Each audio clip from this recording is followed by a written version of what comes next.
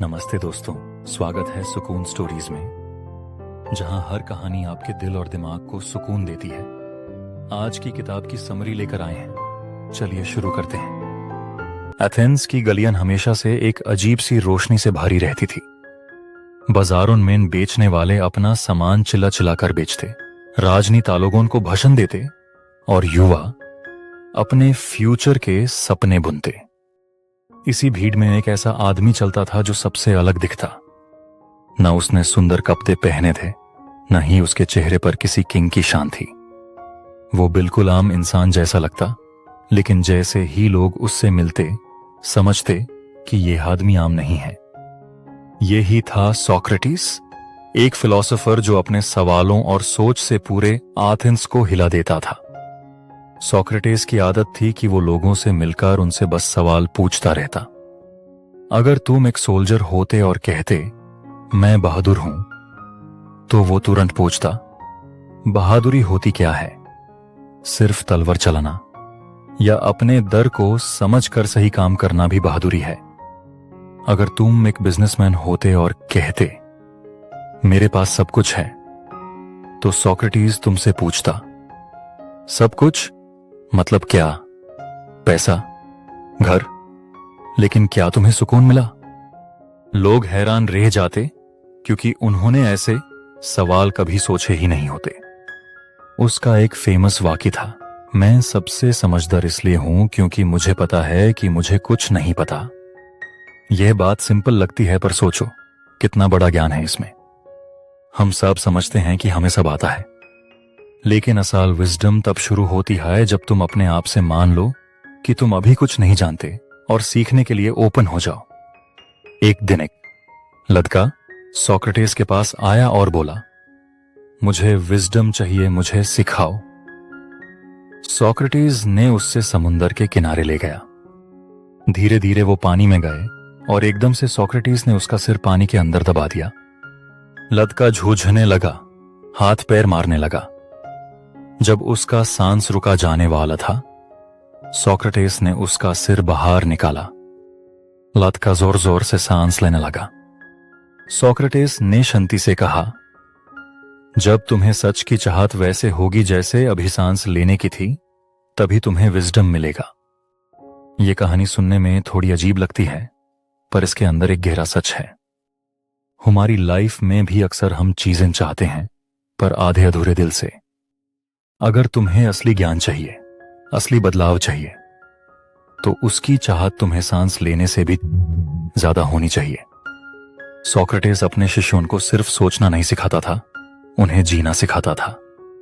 एक दिन उसका एक दोस्त आया और बोला, सोक्रेटिस, तुम्हारे एक स्टूडेंट ने तुम्हारे बारे में बुरा कहा है।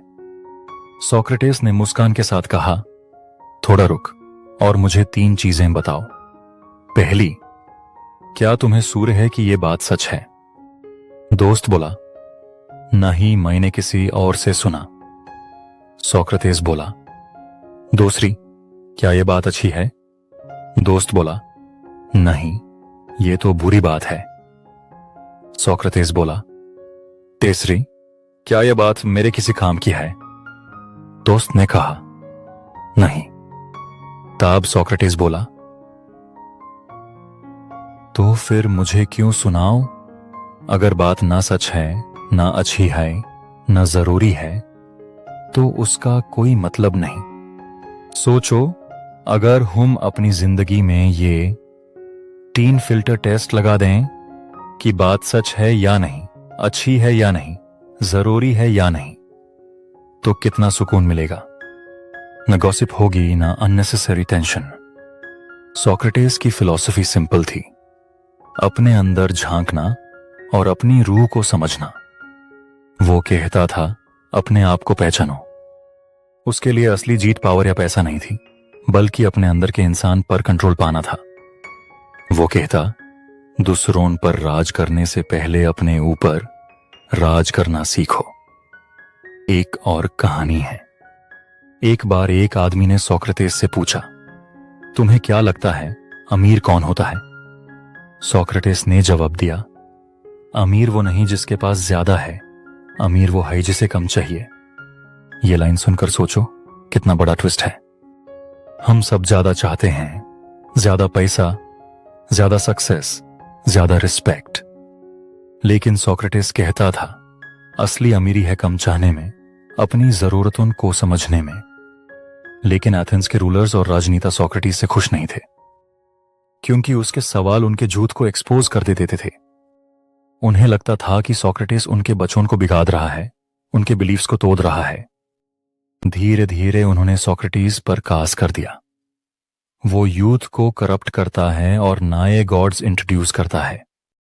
कोर्ट में उससे कहा गया कि अगर तुम अपनी टीचिंग्स छोड़ दो, चुप रहो, तो हम तुम्हें माफ कर देंगे। लेकिन सोक्रेटिस ने माना कर दिया। उसने कहा, ऐसी जिंदगी जिसमें मैं अपने सवाल न पूछ पाऊं, वो जिंदगी जीने लायक ही नहीं। उसने अपने आइडियल्स के खिलाफ एक कदम भी चलने से मना कर दिया। आखिरकार उससे डेथ सेंटेंस दिया गया। उससे हेमलॉक पॉइजन पीना पड़ा। उसके स्टूडेंट्स रोते हुए बोले, सोक्रेटिस भाग जाओ, हम तुम्हें जेल से निकल देंगे। लेकिन सोक्रेटिस ने शांति से कहा, मैं जिंदगी भर इंसाफ की बात करता रहा हूं। अगर मैं अपनी जान बचाने के लिए कानून तोड़ दूं तो मेरा जीवन झूठ हो जाएगा। और उसने शांति से जहर पी लिया। उसकी मौत ट्रैजिक लगती है, लेकिन असल में वो एक सिंबल थी कि सच्चाई और इंटेग्रिटी के लिए खड़े रहना ही सबसे बड़ी जीत है। आज भी अगर तुम सोक्रेटिस के विचार अपनी लाइफ में लाओ तो तुम्हारी सोच बदल जाएगी। जब तुम गुस्सा हो तो अपने आप से पूछो, ये गुस्सा क्या मेरे काम आ रहा है? जब तुम्हें पैसे की भूख लगे तो पूछो, मैं पैसा क्यों चाहता हूं? खुशी के लिए? अगर हां, तो क्या खुशी के और रास्ते नहीं हो सकते? जब तुम्हें सक्सेस की चाहत हो तो पूछो, मेरी सक्सेस का मतलब क्या है? लोगों की तारीफ या अपने अंदर एक satisfaction? Socrates Hume readymade answers नहीं देता, वो हमें सवाल देता है, और यही सवाल हमारी जिंदगी को बदल देते हैं। उसकी फिलॉसफी एक टॉर्च की तरह है जो अंधेर में रास्ता दिखाती है। सोचो, अगर तुम अपनी लाइफ में एक दिन भी अपने आप से सोक्रेटिस के तरीके से सवाल करो तो तुम्हारी सोच कितनी क्लियर हो जाएगी। तुम देखोगे कि तुम डिसीजन ज्यादा क्लैरिटी से ले पा रहे हो। तुम्हारी इमोशंस तुम्हें कंट्रोल नहीं कर रही, बल्कि तुम अपने इमोशंस को समझकर सही रास्ते चुने रहे हो।